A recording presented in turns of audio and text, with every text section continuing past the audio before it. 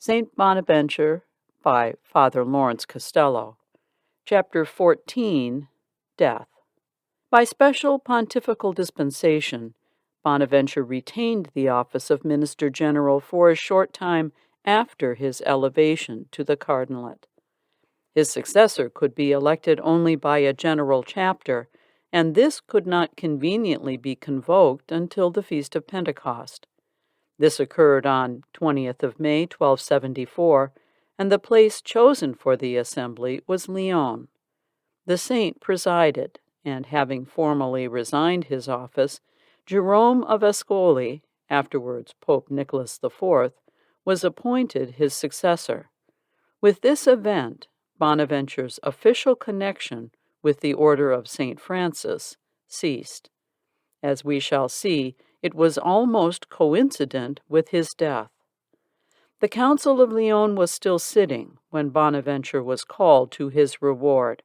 He was only 53 years of age, but the immense labors he had undergone and the habitual weakness of his constitution hastened the end. On the 6th of July, the fourth general session of the council was held. The reunion of the Greek and Latin churches was solemnly ratified. Bonaventure preached on that occasion. He took for his text the words of the prophet Baruch, quote, "Arise, O Jerusalem, and stand on high, and look about towards the east, and behold thy children gathered together from the rising to the setting sun, by the word of the Holy One rejoicing in the remembrance of God." Unquote. The body of the discourse has not come down to us, but we can well imagine that it was well worthy of the great occasion and of the genius and sanctity of the preacher.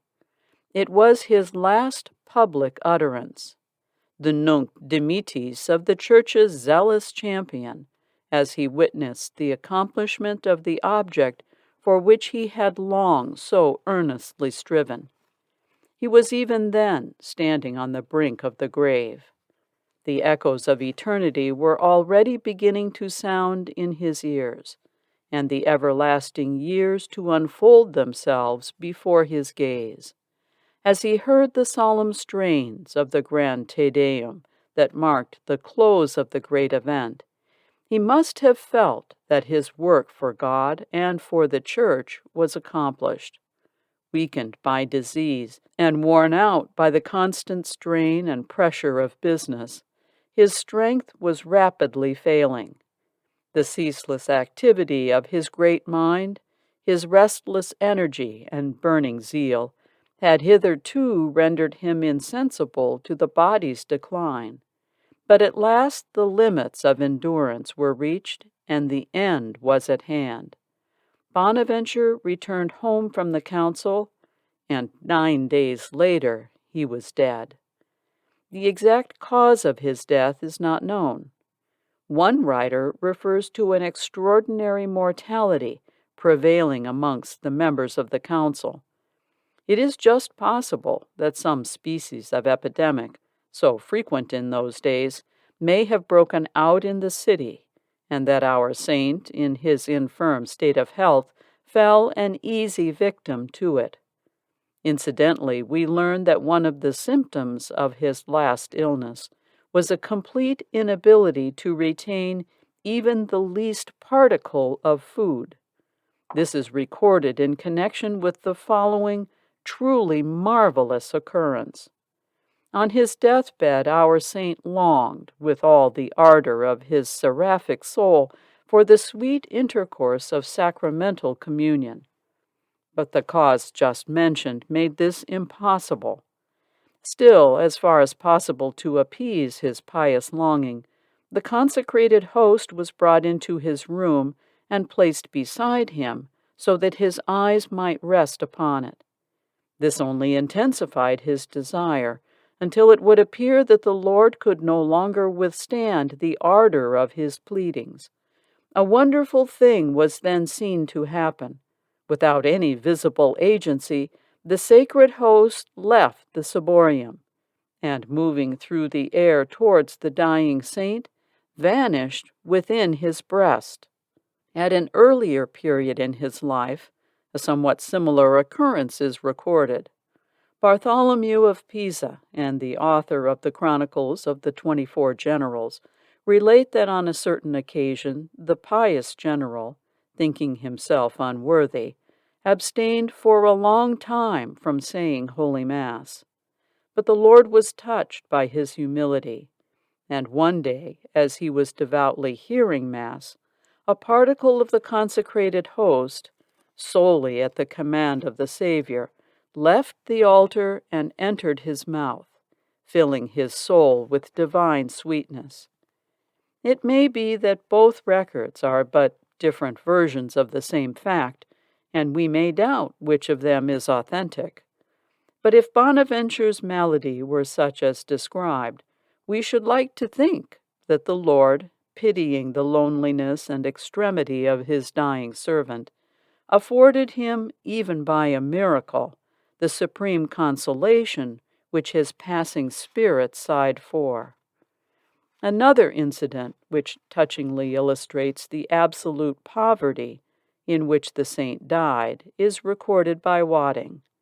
Although bishop and cardinal, his sole possession on his deathbed was his breviary.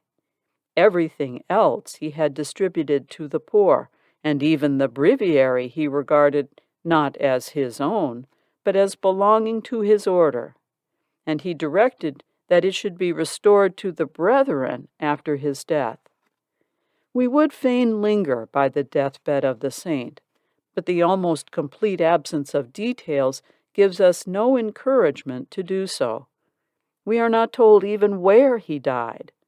Was it in the convent of his order and surrounded by his brethren, or elsewhere? How did he bear himself in that final struggle? What were his sentiments? What were his last words? None of these things are recorded.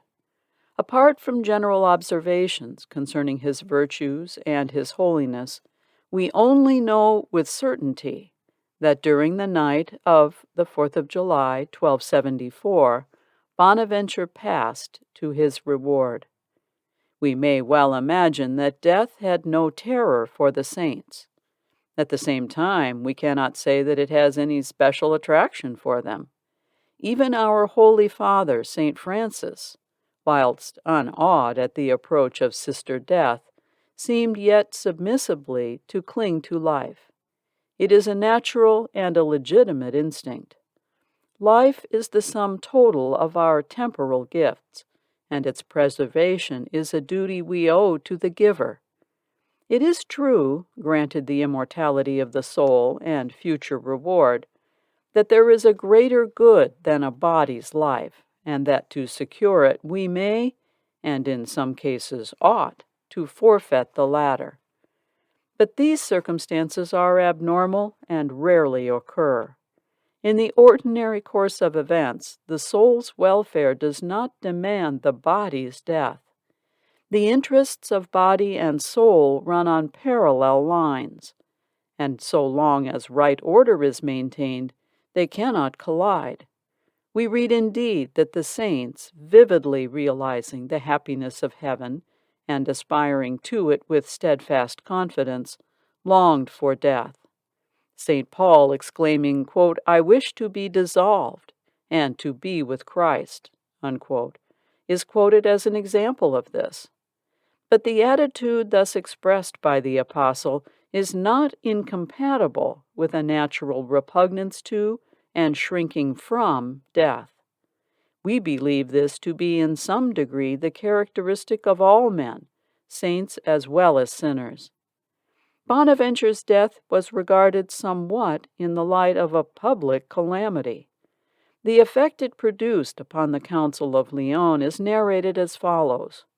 Quote, "At this time, whilst the council was still sitting, the most reverend Father in Christ, the Lord Cardinal Bonaventure, of most venerable memory, was laid with the Holy Fathers, filling, as we may believe, the Church triumphant with joy at his advent, but affecting the Church militant with incredible grief at his departure. For Greeks and Latins, clergy and laity, followed his bier with bitter tears, lamenting the grievous loss of so great a personage." Unquote. In accordance with the custom of the time and country, Bonaventure was buried on the day of his death. His funeral was attended by the Pope and all the prelates of the council. Peter, Cardinal Bishop of Ostia, celebrated Holy Mass and preached the funeral oration. He took for his text the pathetic words in which David laments the death of Jonathan. 2 Kings chapter 1, verse 26. "I grieve for thee, my brother Jonathan, exceedingly beautiful and amiable above the love of women." The text was suggested, no doubt, by that striking characteristic of the saint upon which all his biographers so strongly insist, his wonderful amiability.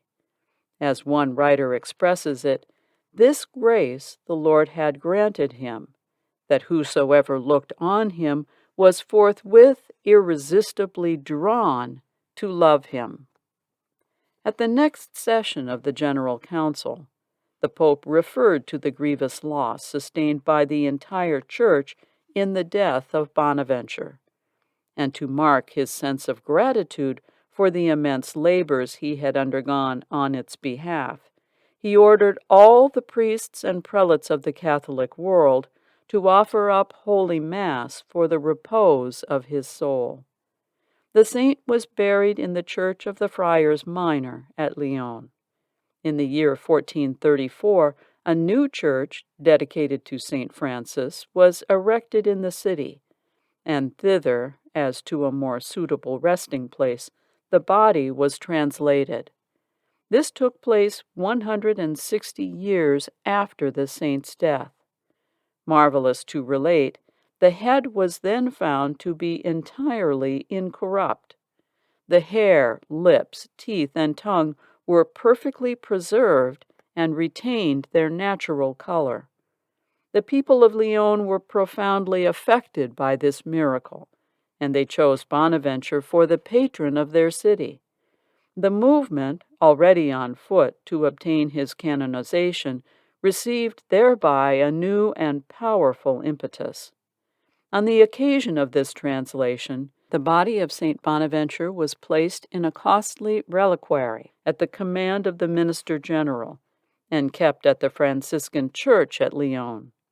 Later in the same century, the Minister General, Father Francis Samson, removed the arms of our saint from Lyon and entrusted them to the keeping of the religious at Bagnoria. In the cathedral church of this town, these relics are still piously venerated. Around the reliquary, which encloses them, runs this inscription: "Father Francis Samson General bequeathed this reliquary to the convent of St. Francis in Bagnoria, 1 May 1491. In 1494, King Charles VIII of France erected a magnificent side chapel for the remains at Lyon, and in return requested some relic of St. Bonaventure. His desire was granted, and the relic he obtained he finally presented to the chapel of Fontainebleau.